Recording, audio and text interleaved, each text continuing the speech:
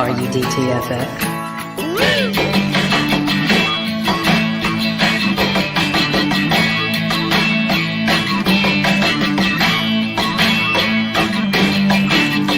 Once again, here is Drinking and Talking Fantasy Football with your hosts, Dustin and Jake Trowbridge. Hey, welcome back to the Drinking and Talking Fantasy Football podcast, everyone. Happy Tuesday if you're joining us live, and we appreciate that you do. We are back with another terrific episode this week. We are talking pivots. Pivot. Yes. Pivot. Jake. Sorry. My co-host. I get excited when I hear that You word. did. I have a myself. question, though. Where's the headband? Oh, no. I forgot the pivot headband. Way to go. I'm the worst. I ruined it. I'll post a picture of me later trying to maneuver my own couch as a promo for this. How about that? Oh, that would be great. Yeah, reenact that entire scene. You and Emily can Not the whole reenact. scene. Yeah, just try to take your couch up the stairs and have the camera set up so you You reenact know the whole how thing. windy my stairs are. It would be very accurate from a schematic point. And, Well, that's and I'm the whole not idea. willing. I'm not willing to do it. I'm sorry. Oh, come I do a on. lot of things for this podcast. That's not going to be one of them. That's not one of them. No, Oh, that's not. wah, wah. But yeah, if you all haven't guessed, we're talking pivots this week. We're each going to take a couple players here and players you would think that you should be starting, whether they're your studs or they've been doing really well to date, but pivot away from them for one reason or another. And that's what we're going to tell you. So yeah, it should be a lot of fun. Should be some really interesting discussion, I think, regarding our personal pivots here. So before we get into that, let's talk about our beer of the week here, Jake. I provided the beer this week. I'm very excited about it. I'd never seen this beer before, which says a lot since I drink New Glarus beers all the damn time.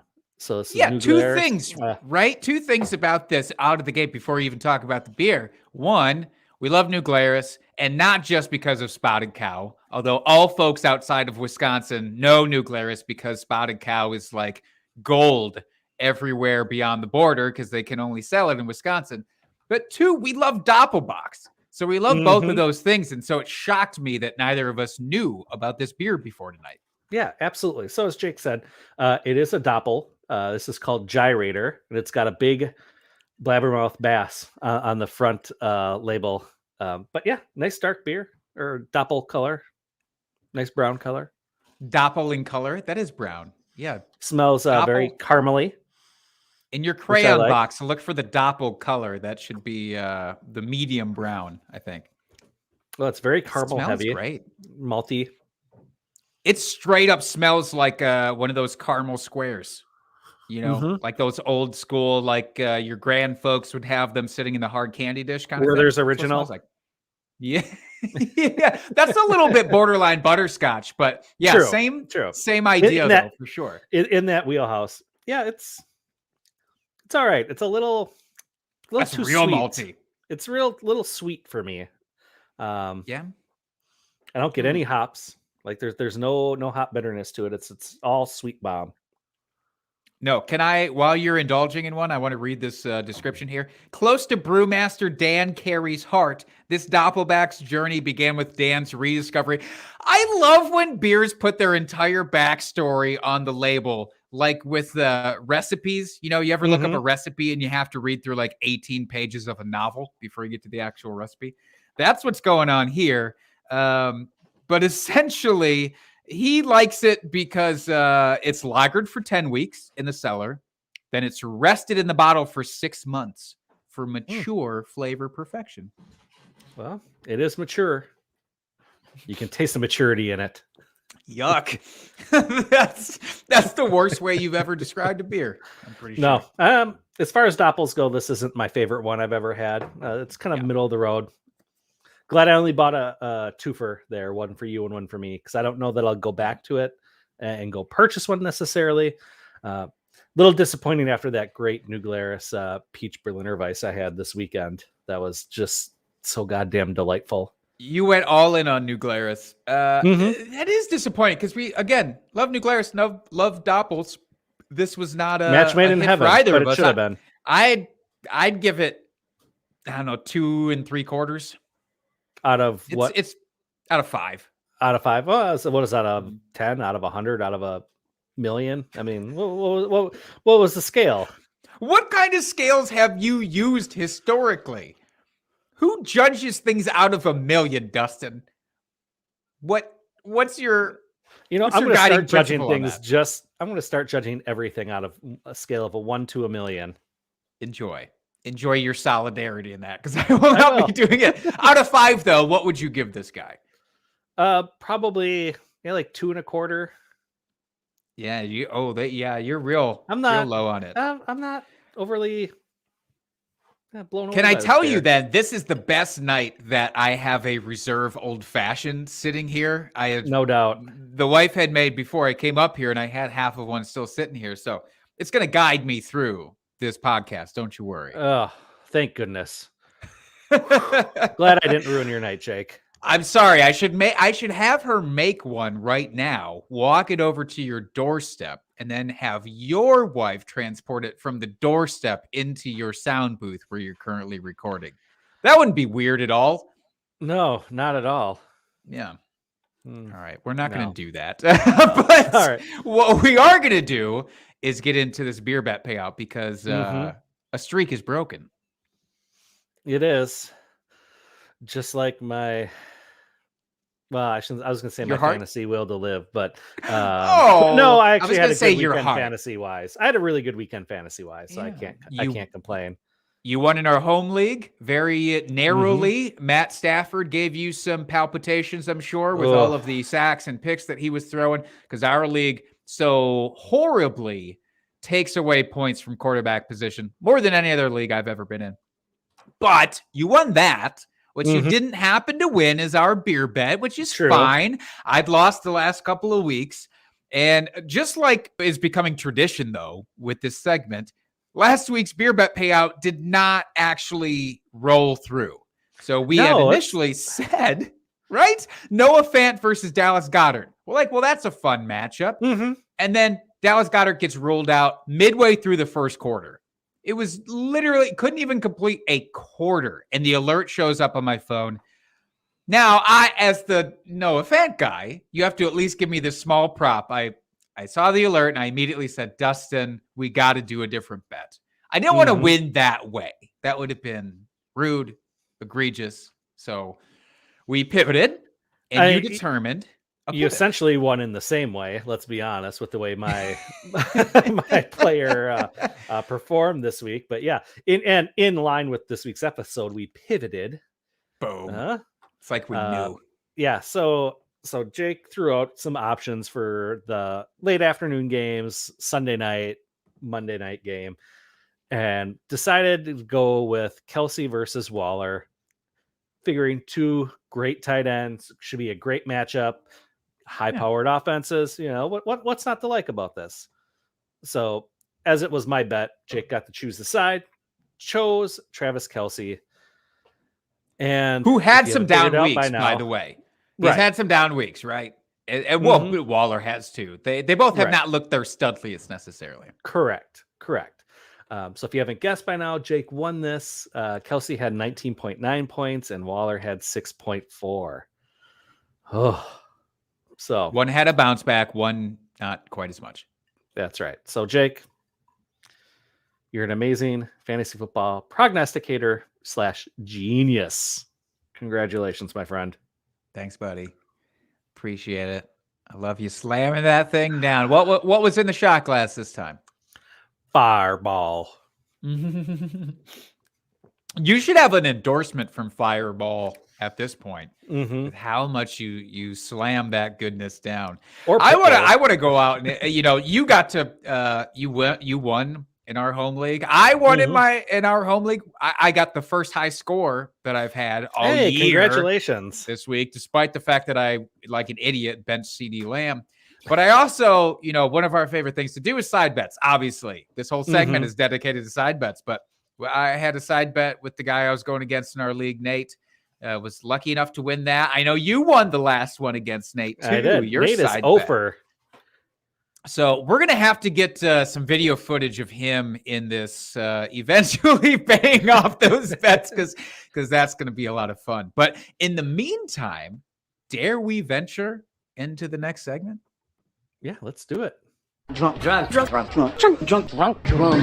drunk.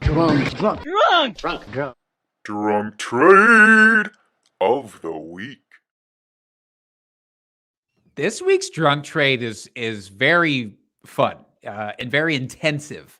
So there's a lot at play here, right? This is no small pittance. Last week we talked about that group who just basically did a worse player shifted to the left kind of deal. This is not that. This is definitely not that. This is a big boy trade. Oh yeah. So this comes from @dynasty_dill, DYL on Twitter. Context here, this is a 12-team tiered PPR Superflex. I'll be honest, I don't know what a tiered PPR is. My assumption is it involves like an extra half point for catches for tight ends, that kind of a thing. But I'm honestly not sure. It could be, or maybe like a point per carry type league for running backs, or maybe it's after a certain something number positionally. Yeah, maybe after a certain number of catches, you get an X bump of points per reception or something. So maybe after like 5 receptions, you get an extra like quarter point per reception after that. It's kind of like a tiered thing. I don't know. There's a lot of options. Or as in our home league, where after you get so many yards, you get a bonus. It's hard to say. It could mean anything. It could even mean a boat. So decide what you want it to be, listener.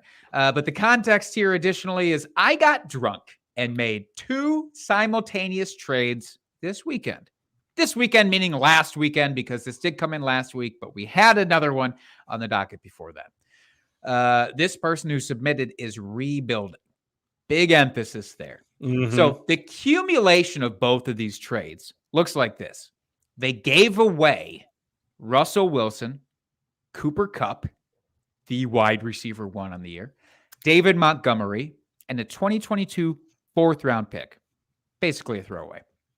They received in total Tua Tagovailoa, DJ Moore, your guy, Cortland Sutton, Rashad Bateman, who's becoming my guy, 2022 2nd-round pick, that's early, and a 2022 2nd-round pick that they think is late, and a 2023 2nd-round pick. So 3 2nd-round picks plus Tua, DJ Moore, Cortland Sutton, Rashad Bateman, in exchange for Russell, Cooper Kupp, David Montgomery, and a 4th. Dustin, this is a lot. So out of the accumulation of these 2 trades, is there anything that sticks out to you? Well, this is obviously very much a contender versus rebuilding team. As he said there, he is rebuilding. So I think it was a good move for him as someone that is trying to rebuild and obviously not going for a championship. We know Russell just came off of the injury, so he wasn't scoring points for him anyway, but sounds like he doesn't want to score any points here for the rest of the season. Not that these pieces aren't scoring points, let's be honest, but he's definitely trade for the future. So yeah, I think it's a good trade for both sides. I think he probably gave up a little bit and didn't receive value back necessarily, like immediate value. Just with Cooper Kupp being the wide receiver 1, as you said. I mean, he is just on fire this year.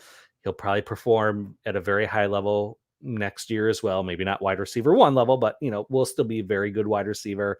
Russell, not worried about him. He's going to come back and do Russell Wilson things. David Montgomery, he should be low end RB1, high end RB2 the remainder of the season. Like you said, the 4th is throwaway. Wouldn't even put that in there. So, I mean, you're getting a lot of stud pieces here for your team.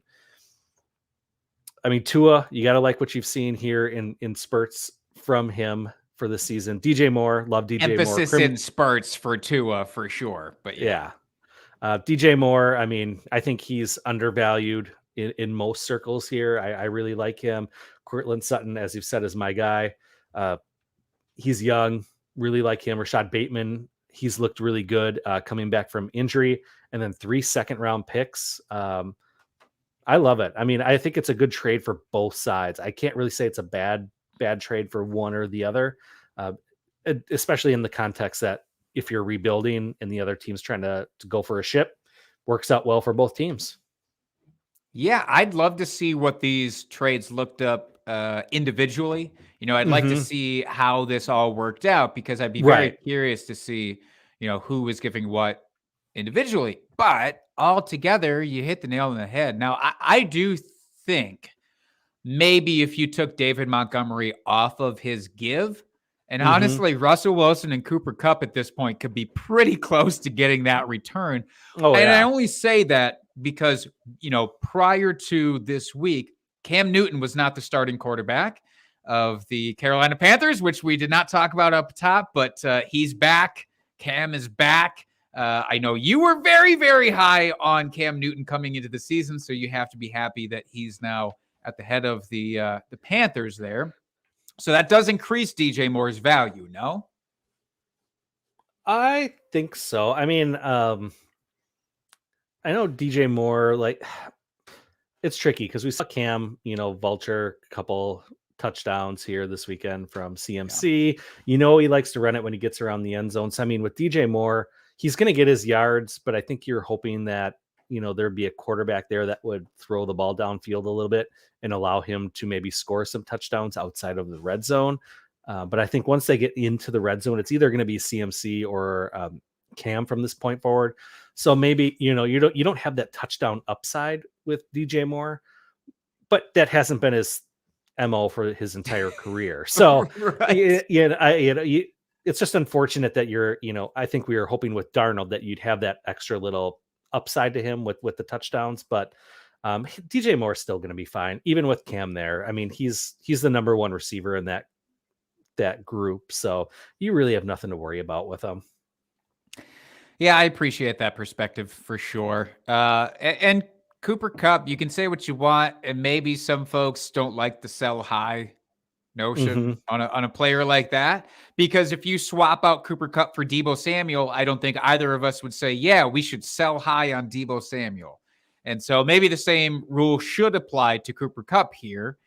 But, Kupp is obviously older. Not like he's going to all of a sudden hit a cliff next year, but it is an extra thing to keep in mind. And if you're rebuilding, you want to get young. And Rashad Bateman, we're going to talk about him later in this episode because I love him. Yeah, he's been looking good since he came off IR. I've really liked what I've seen there. Yeah. Overall, I mean, hey, for a drunk trade, I like two drunk trades technically to go this well for both parties, or all three parties, I guess. That's not a small feat. So congratulations to all three of you that were involved in this. Yeah, absolutely. No, I like it. As far as drunk trades go, this is a chef's kiss. It is a great trade both ways. I love it. Yeah, next time maybe we'll get one that we can rag on a little easier. We'll hope. We'll keep our fingers crossed for that. Yeah, maybe.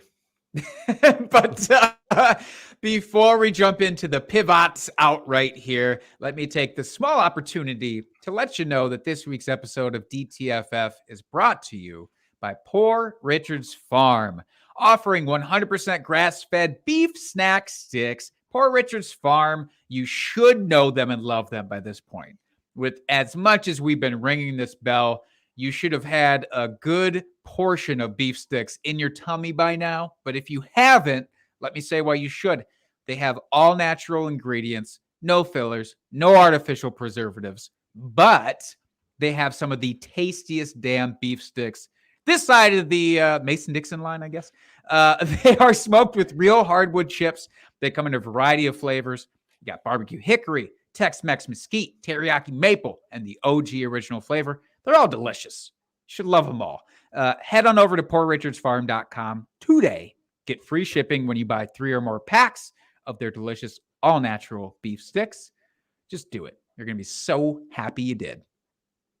Absolutely. Thank you for that, Jake. All right, let's move in here. Pivots for the Now, I think we were looking at this a little bit differently when we were filling out the show sheet, since we're dumb boys and we don't communicate well, as dumb boys tend to do. So, I think you were looking a little bit more short term in your pivots. I was looking more long term, kind of the next few weeks, maybe till the end of the season here with the fantasy playoffs and everything. Don't put words in my some good mouth, though, options. by the way. I could be looking at this long term. Don't act like you know me. I said Dustin. I think. Didn't I say I think? I'm pretty sure I said I think. know. I'm not positive. I've had too many old fashions. I'm not sure anymore. But I will extrapolate this if necessary. No, but I mean, ideally, though, the thought here is, of course, you want these guys for the next week or 2 weeks. But yeah, if you need to, I think that all of these guys we're going to talk about can be stretched out through the end of the season. Absolutely. So we split it up. We're each going to take 2 positions here. Jake, why don't you start us off with the glory position of the quarterback? I appreciate you giving me this, and not just because I get the quarterback position, but because by rule of alternates, I don't have to get the tight end position. Which, let's be honest, that's the greatest gift you could have given me. Well, I was just being polite. Let's be honest. I could have taken whatever positions I wanted since I came up with the show sheet and left you with the garbage, but I didn't because I'm a great host. That's what I appreciate about you, Dustin. To pull a reference that I know you appreciate. But if we're looking at quarterback, there's one guy that needs to stand out. There's a couple of guys I flirted with putting in here, and I'm going to briefly mention them. Of course, I don't want this to just be one for one necessarily, because there's a few quarterbacks that should be giving you pause right now. But I think at the top of that list has to be Justin Herbert. So Justin Herbert has been good, not great for fantasy. And I think the same should apply for real life NFL at this point. He's definitely had games that reminded you of why you drafted him so high this year. Last year, of course, he came on like wildfire. He was the rookie that kind of jumped off the page, and a lot of folks had looked over, quite frankly. But this year, you just expected the moon for Justin Herbert. Hasn't quite been that way. He's quarterback 16 in points per game over the last 4 games. And I think most concerning is that he is super boom or bust right now. You either get that glory game that gives you the good feels, a top 5 performance, or you're scraping the bottom of the barrel or pretty close to it. He's the guy now who needs really good matchups. And even the best matchup doesn't make him a given de facto top tier guy. He got to play some pretty good matchups. Like Baltimore is not a bad matchup for quarterbacks, and he didn't deliver for you. Now, for this week, in the short term, playing against Pittsburgh. Pittsburgh's allowed the 8th fewest fantasy points per game to quarterbacks. So that sucks. So that's not a position where you're coming off these last 4 games feeling good about that matchup. And Mike Williams concurrently. I thought about listing Mike in my wide receiver spot, but I just want to bunch them together because I do think it's a big factor. Mike Williams has been the exact same way. So his number 2 wide receiver looked dynamite coming out of the gate this year. Like at his ADP, made us all feel like fools. He's going in the 40s, I think, for wide receivers.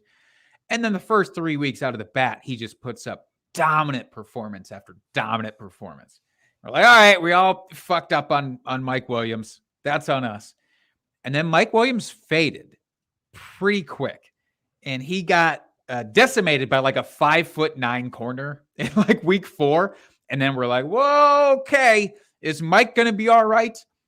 And it didn't give me enough pause until a couple weeks later when Mike had more bad performances.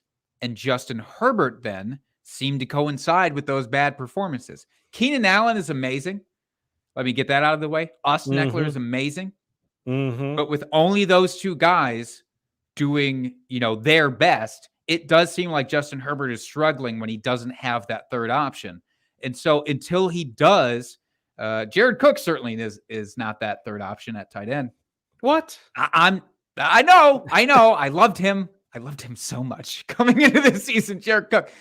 But he is struggling right now. Justin Herbert is struggling. And so if you are in a position where you need a baseline, you need that 20 points from your quarterback. Justin Herbert right now is not that. And that's a terrifying place to be. But can I interest you in a Cam Newton instead? This is bold. I understand this is bold because Cam Newton did not even start last week in his first game back with the Carolina Panthers.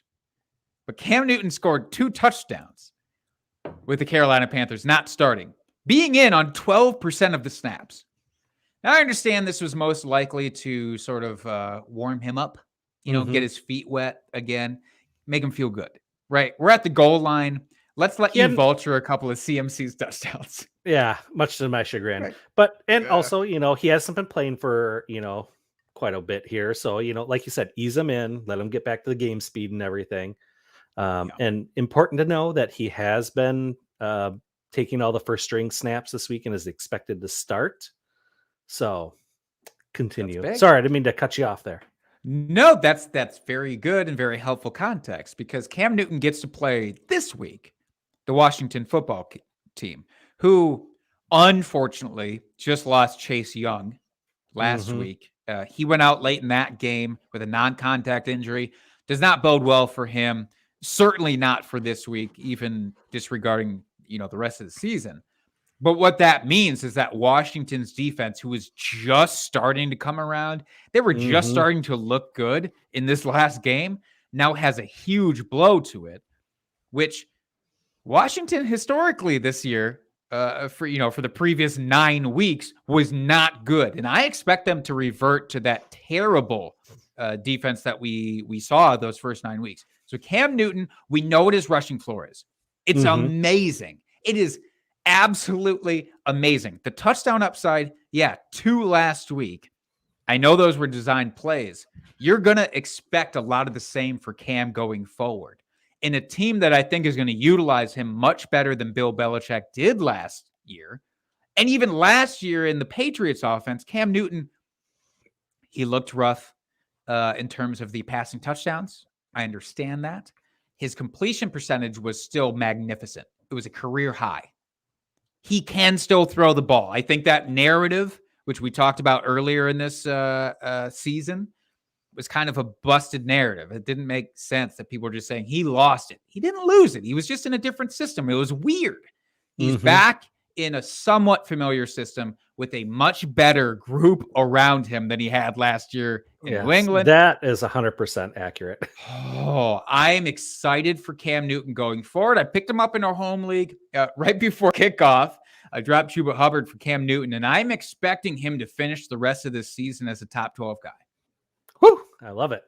Yeah. Love it. Yeah, I love everything you said, especially when you're looking for a late season here pickup that is a starting quarterback.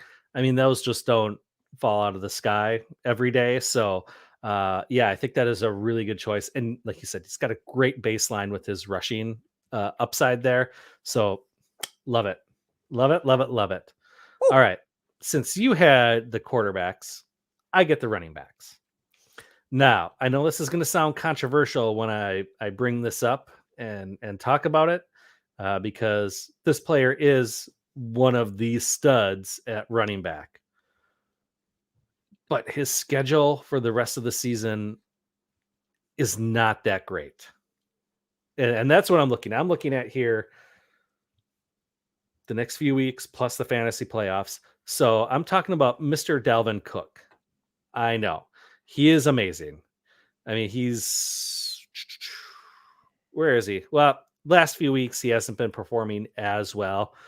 He's outside the top 12 over the last few weeks. But here's his schedule for the remainder of the season. He's got Green Bay twice, which Green Bay's defense somewhere out of the blue has turned into a really solid defense. It's got San Francisco, which has been getting better as of late. Detroit, okay, that's the one outlier here of the group. But then you got Pittsburgh, you got Chicago twice, and the Rams. So, I mean, that is not a string of really good defenses to be facing. And yes, will Dalvin Cook probably be fine? Probably. I mean, he's a stud for a reason, but you can't just overlook these defenses. I mean, we talked about it last year with David Montgomery, how great his fantasy season to finish the year was, how you need to start him because it's the easy run in the playoffs. Jonathan Taylor had an easy second half of the season last year. We saw what he did the second half of the season. I think it goes the other way too with the defenses that they have to face. If they're playing tough defenses, you need to be concerned about that. Because most likely those defenses are very good and they're going to be put in negative game scripts where they're not going to be running the ball as much. And while Dalvin Cook does catch the ball out of the backfield, he's not known as a receiving back per se. It's just not the high point of his game. He's not a Christian McCaffrey, or like even Joe Mixon this year has been catching the ball quite a bit out of the backfield. He's just not known for that. So all that being said, the player I think we should be targeting, and I love his schedule coming up, and I know he's in a timeshare, but while that's not probably going to change for the rest of this season, I do think he's going to be very fantasy viable, and he's been having great output this season, and that's Javonte Williams with Denver. Like I said, I know he's in a timeshare with Melvin Gordon, but right now they're both top 24 running backs. So, I mean, Denver is just running the ball, running it very efficiently, very well. The big difference between Javonte Williams and Melvin Gordon right now over the last 4 weeks, you've got Melvin Gordon. He's ranked 25 overall. And you've got Javonte Williams down at 44. The big difference there is that Melvin Gordon has scored 3 touchdowns while Javonte hasn't scored any. And Javonte is kicking the crap out of yards per carry and the receiving work, just all the other metrics. Javonte Williams has been killing it. He just hasn't been hitting the goal line rushing for whatever reason. But the fantasy schedule for the rest of the year looks really good for him. So they're on a bye this week. So this might be the perfect opportunity to buy if you have an opponent or someone else in your league that's looking for points for this week. If they're not looking ahead, take advantage, make a trade for Javonte Williams since he's on bye this week. If you can squeeze not having those points on your roster for this week. But he's got the Chargers twice, KC twice, Detroit, Cincinnati, and Vegas. None of those are, stout defenses by any stretch of the imagination. And he should be able to run wild and catch a lot of balls out of the backfield and do things that he's been doing. And hopefully we can cross our fingers for rational coaching and that they put the better running back in, because Javonte has looked better by any metric you want to look at, and even the eye test. Like, he has just looked so good, so explosive, but he's stuck in that timeshare. And I think a lot of us were expecting, as the year gone on, Javonte would get more and more involved and Melvin Gordon would kind of take that back seat. I still think that could happen here down the stretch. So that is my pivot for running back. Thoughts, Jake? Yeah. Can I take this moment to say, one, I know how devastating that is to your ears to hear Dalvin Cook be a pivot away from guy. I know. But I do want to take this opportunity, even though I don't necessarily agree 100% with what you said, that if you are basing your lineup decisions at this point in the season on who is the biggest name or who is the traditionally their X number of running back, receiver, quarterback, etc., then you're doing it wrong, I feel. At this point in the season, there are plenty of guys who started off coming into the season as you got to start them no matter what. There's plenty of guys by week 10, week 11 that are no longer that guy. Now, I don't know that Dalvin Cook is that guy at this point where I would be comfortable sitting him, well, or not sitting him, but you know what I mean? Right. Pivoting away to Javonte Williams. Here's a little something more for context. Currently, just total points on the season, Dalvin Cook is 22nd overall. Is that in points per game, or is that in total in total. In total. Points per game. Let's refresh the page here. Dalvin Cook is 15th. So bumps him up a little bit. Still only an RB2 though. Not where you drafted him and not what you were hoping for this season from him. No, certainly not what you were hoping. And I do think part of that is just like the touchdowns haven't been there for it. And I think that's probably why we differ, because I do think the touchdown should hopefully get there for him. But that's still a hope at this point. You know, because Adam Thielen has been actually the touchdown vulture in Minnesota. You know, he's a wide receiver, but like he is getting all those looks. So that is a big time bummer. Yeah, I still love Javonte Williams. Don't get me wrong. I actually, maybe it's my Badger bias. I mean, you have one, but I think you're probably just pushing it to the side. But I love Melvin Gordon so much. I don't want to admit that Javonte could overtake him in the second half or really the last third of the season. And it's probably coming. So that's scary. I'm going to start Dalvin Cook because I'm an asshole and I can't, it's for my own personal, I can't be the guy who's, not that you would ever sit Dalvin Cook. I just mean in terms of like, he's going to be my RB1 because if he does really well, I'm going to feel like an asshole for downgrading him. You know, because it's Dalvin Cook. It's the Saquon Barkley principle. You know, if he starts, then I have to treat him as an RB1, no matter what all of the metrics say. Just because I'm kind of a dum-dum sometimes. Well, and you know what? I didn't want to go softball on these either. I mean, these are out of the box thinking here as far as who you can pivot to. Yes. I mean, I could have been like, oh, pivot away from Dalvin Cook and take Christian McCaffrey. He's back from injury. He's going to be the RB1 the rest of the season. Well, yeah, that's easy. We don't want easy. Come on. Pivot away from Devontae Booker and go start Christian McCaffrey. Exactly. I mean, you should do that also. But that's not what we're here to talk about. We're here to get hard in the paint like Ross from Friends did in that scene. You know, he was in it. He was stressed at the time. He didn't feel that comfortable. We shouldn't have to feel that comfortable either. But I do want to talk about, and this is going to be a little uncomfortable, when I talk about my wide receiver pivot. Because if you have been rostering Terry McLaurin, wide receiver for the Washington football team, to this point, you've been sometimes happy, but he has also not lived up to his draft expectation. He's not lived up to his ADP. Terry McLaurin has 5 games out of 10 with fewer than 10 fantasy points this season.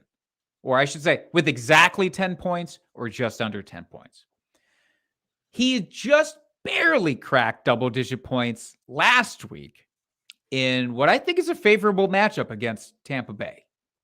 The Bucs have been very good against the run basically the entire season, and they have therefore been forced to give up some extra work to the receivers. Didn't work out for Terry last week, at least not like you want it to. There's been no boom game for Terry McLaurin where you're like, yep, that justified me taking him in 4th round at best, probably. Probably even had to go a little bit earlier. Now, this week, short term, he has to play Carolina. They're allowing the 3rd fewest fantasy points to wide receivers. Just talked about Cam Newton, who gets to be on the opposite side of that matchup. What you could hope for here is that it's Cam. It's not Sam Darnold. So, you know, maybe Carolina's running away with it. And now the quarterback has to look to Terry McLaurin often in the 3rd and 4th quarter to try and play makeup. That's your best case scenario. But for the rest of this season, you are not getting a consistent wide receiver producer like you hoped with Terry McLaurin. Part of that could be, and I certainly think so, is Ryan Fitzpatrick got injured week 1. He's the guy who's going to sling it downfield to Terry McLaurin. Taylor Heineke, Fitzpatrick's substitute since then, he's just not that guy. Doesn't mean he can't throw it downfield, but he's just as likely to take it with his legs as he is to dump it off to the tight end, as he is to throw it downfield. and that's hurt Terry McLaurin. So right now, he's more of a fringe wide receiver 2. He's a matchup dependent wide receiver 2. And there's guys that right now you should be going out and trying to get if they're not on your roster. A guy like Rashad Bateman, who I'm pivoting toward, is likely on your waivers. Well, after this week, he may or may not be on your waivers. I know prior to this week, it was about a 50-50 proposition. But you could get him off your waivers or you could trade for him still, I believe. So wide receiver for the Baltimore Ravens. He gets to play Chicago this week. I shouldn't say gets to, but Chicago's not been a terrible matchup for wide receivers. What's most important with Bateman is that entire offense, which has still looked great. I mean, I know Lamar Jackson's had his ups and downs with the Ravens, but that offense in total has looked really good. It goes through 3 guys on that offense in terms of who's going to catch the ball. It is Mark Andrews, it is Marquise Brown, and it is Rashad Bateman. And nobody else gets involved. Sammy Watkins came back this past week. Folks were worried, is Sammy going to take away all that work that Rashad Bateman's gotten over his few healthy starts? No. Sammy's going to fumble the ball. Sammy's going to run the wrong route, or he's going to drop a ball, or he's going to get hurt. Sammy Watkins is not a threat to Rashad Bateman as the number 3 target on the Ravens. And you get Lamar Jackson, an improved passer, throwing him the ball in an improved offense for the rest of this season. And there's not a bad matchup on this list, or there's not a matchup that I'm like, I won't start Rashad Bateman the rest of the way. I'll start him every week. Yeah, and I think with what we've seen these last couple of weeks as they've been easing him back and bringing him back from injury, I mean, you can tell why they took him where they did in the draft. I mean, this kid is legit. I know there was a lot of Devy analysts out there, or rookie analysts out there that were super high on him, had him very high in their rankings. And you can see why. Like, he's come back since he's healthy and he's just done nothing but produce so far and shown those flashes of what we want to see. And I think he's going to supplant Hollywood Brown as the number 1 option, wide receiver option on that team very soon, if he hasn't already in a short time back. So I love that. I love that call. I appreciate you that, because I know Marquise has still, in the healthy starts that Bateman's had, he's out targeted him, but it hasn't been extravagant to this point. And I think this if anybody watched this past week's game, especially the Ravens were in trouble, and they lost that game in part because they didn't let Bateman get involved early. All of his production was in the 4th quarter, basically, and it was stupid. And if Harbaugh's a smart enough coach, he should probably get him involved a little sooner. Yep, absolutely. So I'll finish this off with the tight ends that nobody wants to talk about because it's tight come on, it's a very important position, especially now. And I think this one's actually fairly interesting and a good one here. Unlike my running back one. So I've got TJ Hawkinson, who we're going to pivot away from. And I know he's everybody's favorite. Like, he's going to break out this year, tight end. Jared Goff, he's going to use him as his binky and be the security blanket there. And he's going to catch all these passes because there's no legitimate wide receivers on the team, yada, yada, yada. And yes, with our boy Quintez Cephas out, that is true. But his schedule is awful. And we've seen him struggle over the last few weeks too. Like, he's had a couple really good boom weeks, but for the most part, he's struggled. Yeah, he had 0 points this week. And his schedule doesn't get much better moving forward. He's got Cleveland, Chicago, Minnesota, Denver, which is god-awful, Arizona, Atlanta, which has actually been surprisingly good against tight ends, Seattle, not so much, and then Green Bay. Green Bay has been getting better, so I feel like that's going to be a pretty favorable matchup for Green Bay as well. So, I mean, you're only looking at like one, like, quote-unquote favorable matchup. And with the way the lines have been playing lately, I mean, they're not a good team. Obviously, they are defeated at this point with 1 tie. Hey, they won't be 0-17, so you got to give them that. But yeah, TJ Hawkinson, it's not going to happen this year, especially with Goff under quarterback. he needs a real quarterback there, someone that's not afraid to throw the ball. That's just not going to happen. So my pivot is Dan Arnold of the Jacksonville Jaguars. Dan the man. I know it's spicy, but over the last 4 weeks, Dan Arnold is just outside of tight end 1 territory. He's currently sitting at tight end 13. But you know who's right ahead of him at number 12? Who? It's Hunter Henry. And how has he scored all of his points? Off of touchdowns. Dan Arnold has not had 1 touchdown in the last 4 weeks. So we're looking for some positive regression here. That's bound to change. With this, even as bad as that Jacksonville offense is, they're bound to score some touchdowns. And even if they don't, he's been getting a lot of work. Over the last 4 weeks, he's gotten 29 targets, which is in the top 8 for tight ends over the last 4 weeks. So he's been getting more and more involved in this offense every single week since he'd been traded. And Jacksonville traded for him very early in the season for obvious reasons. They recognize the talent. They recognize the need on that team. It was one of the good decisions that Urban Meyer actually made this season, was trading for him, assuming it was him and not the GM. Either way, I'll give him credit for this. And he's got a great fantasy schedule here moving forward. San Francisco, not the best matchup, but you've got Atlanta, the Rams, not great. Tennessee's been good. Houston, Jets, New England, and Indianapolis. So very favorable matchups here to finish off the season, especially in the fantasy playoffs. I love those matchups. So he should be continued to be involved. For whatever reason, they're not using Laviska Shenault. Marvin Jones is doing Marvin Jones things. Agnew is, taking end arounds to the end zone and being way more involved than anyone expected. But I don't expect those things to continue, exception of Marvin Jones. I love Marvin Jones. He's just going to continue to do his thing because he's perpetually underrated.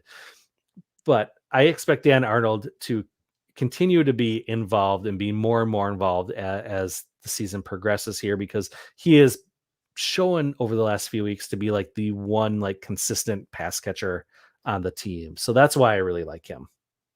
I love this. And I was so skeptical of Dan Arnold coming over to the Jaguars a few weeks back. And then he had a couple of good performances. Like, well, let's see him do it for the long haul. Like, I still don't want to trust him. I think it is because it's Urban Meyer. It comes down to Urban Meyer not trusting him. But after 4 or 5 weeks, you have to give it up for the guy. I just read this on Twitter today, so I wanted to pull it up. Shout out to Jeff Crisco. Dan Arnold has been a top 12 tight end this season more times than Kyle Pitts. That's huge. Wild. It's wild. I mean, no slow start for Kyle Pitts, of course, but geez, man. Dan Arnold's the freaking truth. So kudos to you. I can't agree more on that pick. Woohoo. Excellent. I love it. What a great way to end that. Do you have any other players you want to talk about real quickly here, or shall we move on? Let me tell you just a couple of people that you might want to pivot away from here in my area. Baker Mayfield, he's bad and injured, and Odell being gone doesn't seem to make up for it. Carson Wentz, he's bad. He gets bad matchups the rest of the way. So in terms of quarterbacks that you might be looking to move away from, I didn't want to toss those guys out. I still think Cam's better than both rest of the way. Yeah, it breaks my heart to hear the Wentz one, but you'll have that. That's okay. I'll let it slide. He's done good in spurts, but I just don't trust him the rest of the way. I know it's hard to trust him. So let's move on to our start of the week, and let's do our review from last week. So Jake, you had Devin Singletary versus the Jets. If Zach Moss is out, Moss played, and Singletary finished as RB22.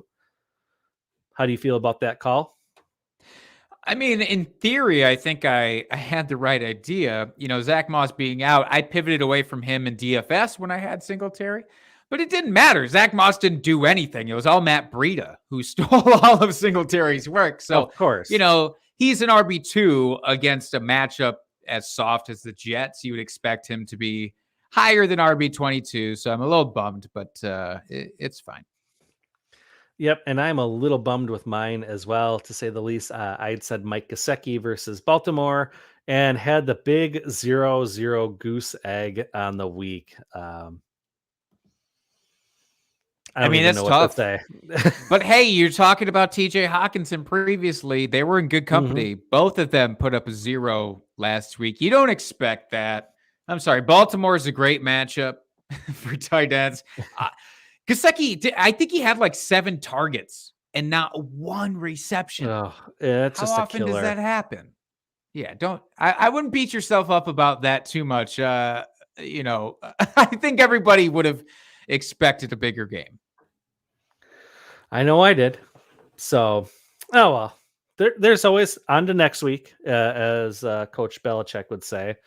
We're here for next week. So, Jake, who is your start of the week this week?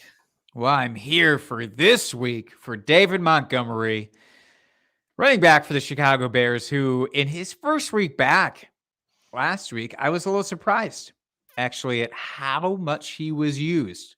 I thought Bears, even with a dumbass head coach, would ease him back a little bit more than they did.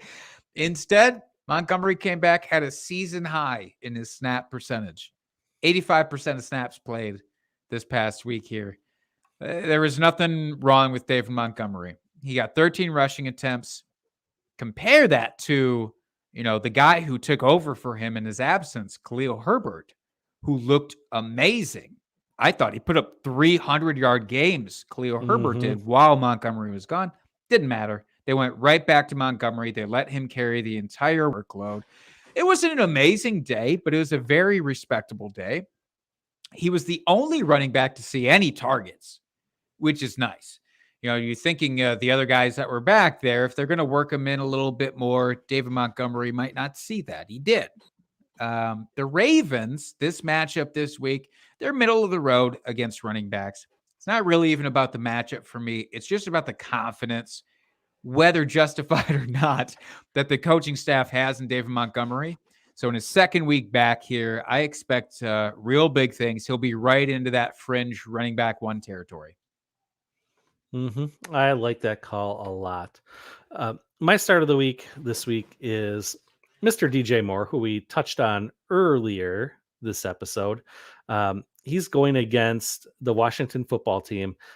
As we said, they took a big hit as far as what their defense with Chase Young going out. So that'll definitely affect their pass rush. We got Cam back. I expect, like you said, last week was getting him just, putting the training wheels on, so to speak, just letting him ease into the game.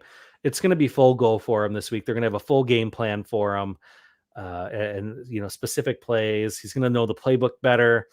So DJ Moore, I expect him to eat this week. I just got a feeling it's going to be a DJ Moore week. I think he's going to score some touchdowns this week. And Washington's pass defense is second worst in the league. So, I mean, it's a very favorable matchup for him. And, I mean, let's be honest, revenge game for Cam Newton going against his former coach, Ron Rivera, right? Who's going to be the beneficiary there? DJ freaking Moore. How about that? True hey, story. This is a good opportunity to bring this up, though, because, he's become he who should not be named for me for the large part. But Robby Anderson, he's been, we talked about it a couple weeks ago. He's one of the biggest disappointments of this entire season for me because I foolishly put my trust back into him. Does Robby Anderson become a viable fantasy play with Cam Newton back in the fold? No, at all. No. Like not even fringe flex week territory. You're done. If you're desperate, maybe, but I'm out on him. You know how I said 2 weeks ago I would never be in on Robby Anderson again? And this is that point where if we had like a production booth, we could cut to me saying that. I think there's a part of me, not for season long, I'm not trading for him or anything like that, but part of me for like DFS wants to like throw him in to a couple lineups just to see, to flirt with him again. I see him across the bar and I remember all the bad times in my head, but there's a part of me that just wants to like put a 10 down on the table and slide it across and be like, buy that guy whatever he wants. I think that's where I'm at with Robby Anderson right now. For better or for worse. For better or for worse. Okay. Yeah. I'm sorry. I'm sure it's for worse. So question in the chat here. This is from Hollywood. I don't know with the Ulang on top of the Y. I don't know how that. He's using the Cam Newton font, which I respect. Yes. So it says, "Sup guys, who would you guys start? Miami, Patriots, or 49ers defense?" And then second question, Odell or Allen Robinson? Well, the second part of this is easiest for me because going into this week, Odell is going to be on a bye. So the Rams are on a bye this week, so you cannot start Odell this week. Please don't. Although, comparatively, don't start Allen Robinson either. There has to be somebody on your waiver. Is there something behind door number 3? Yeah, I mean, for real, like we talked about it earlier in the show, but if Rashad Bateman's on your waivers for some reason, pick him up.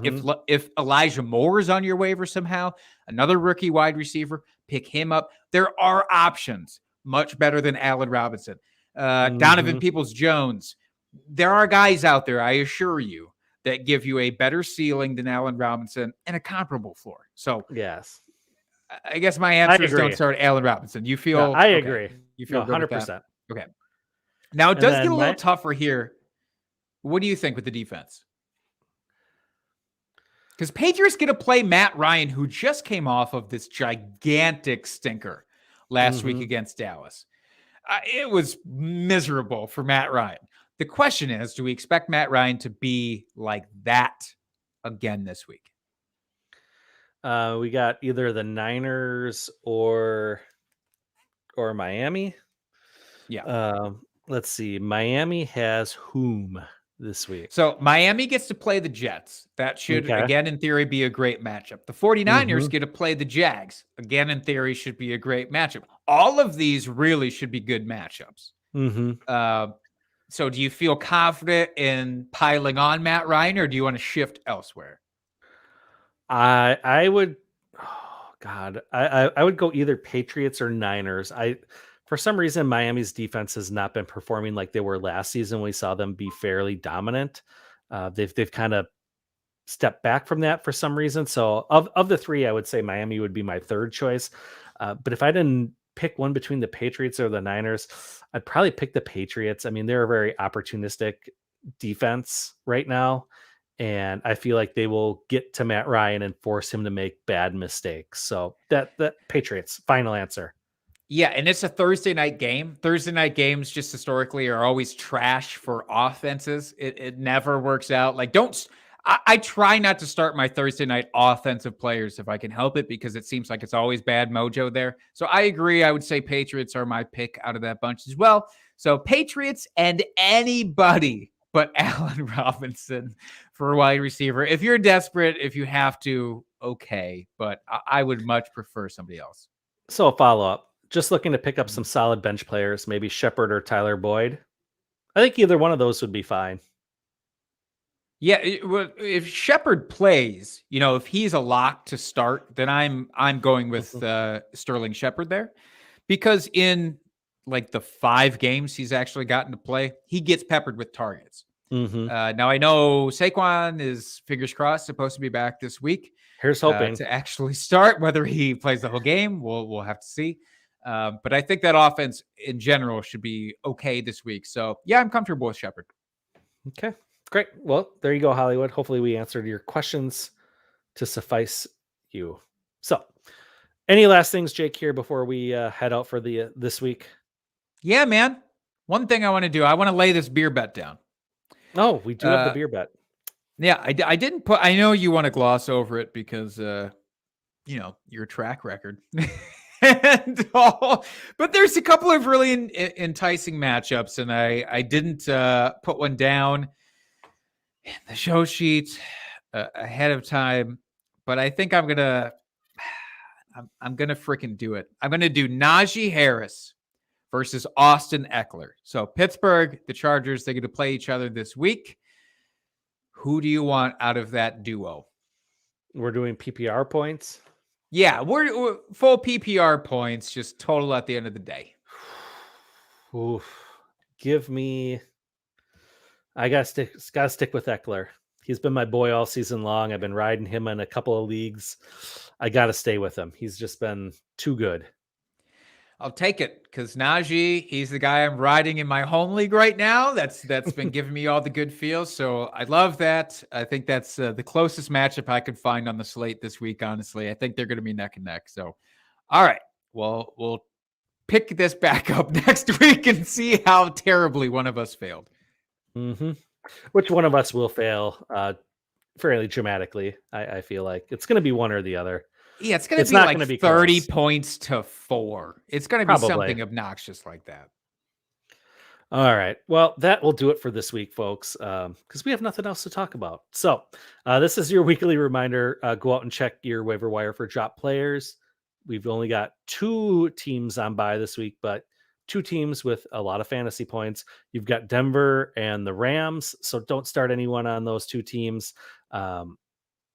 And like I said, go out and just double check your waiver wires, see who got dropped for people that are trying to fill in for injury or these bye weeks here. You never know who you're going to find a little gem out there. So go out and do that. Jake, tell the folks where they can find you out there in the universe. They can find me on Twitter at Jake Trowbridge.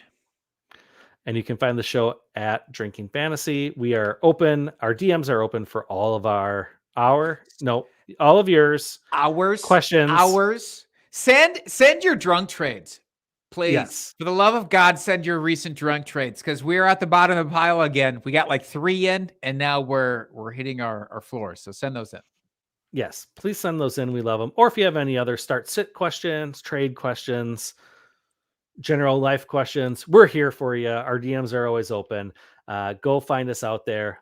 As I said, the show handle is at Drinking Fantasy. Jake's at Jake Trowbridge, and I am at FF Dusty Dog. And until next week, folks, keep drinking and talking fantasy football. Cheers, FFers.